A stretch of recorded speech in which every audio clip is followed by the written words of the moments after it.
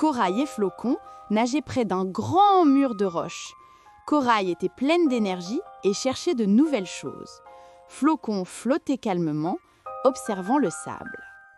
Soudain, Corail a poussé un petit cri de joie. « Flocon, regarde !» À moitié enfoui dans le sable, il y avait un vieux coffre en bois. Il était lourd, avec des bandes de métal vert de gris et des coquillages collés dessus. Corail savait tout de suite ce que c'était. « C'est un trésor de pirate !» s'est exclamé Corail, les yeux brillants de curiosité. « Il y a sûrement de l'or, des diamants et des colliers de perles dedans !» Corail a tout de suite tiré sur le coffre avec ses 2 mains. Le coffre n'a pas bougé. Flocon s'est approché. Il était peureux.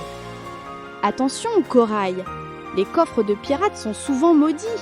On dit qu'il y a des fantômes qui les gardent. On devrait les laisser tranquilles. » Corail a ignoré sa peur. Elle voulait voir le trésor. Elle a fait le tour du coffre. Il est juste lourd.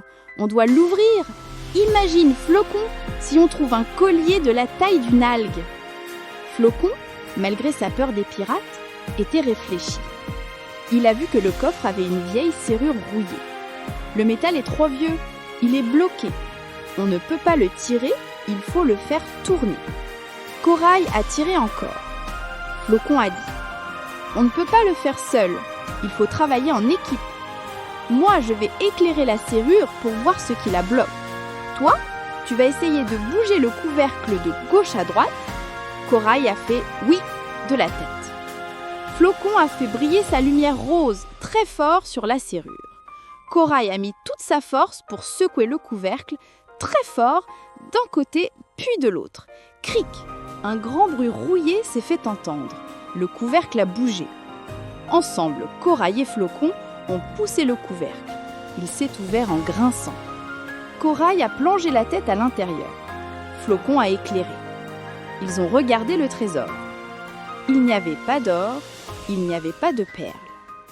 À la place, il y avait une vieille boussole cassée, une pièce de monnaie avec un dessin d'oiseau dessus, un bout de tissu rouge et un rouleau de papier qui était une carte à moitié effacée.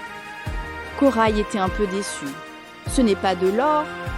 Flocon, qui était réfléchi, a dit « Mais c'est mieux que de l'or, Corail. Ce sont des histoires. Cette pièce vient peut-être de très loin et cette carte, elle montre peut-être d'autres aventures. » Corail a regardé la boussole. Elle a regardé la carte. Elle a souri. Flocon avait raison. L'or, ça ne raconte rien. Mais une vieille carte, ça raconte tout. Ils ont pris la pièce et la carte. Ils ont laissé le coffre ouvert pour que les petits poissons puissent y jouer. Corail a dit « Merci Flocon.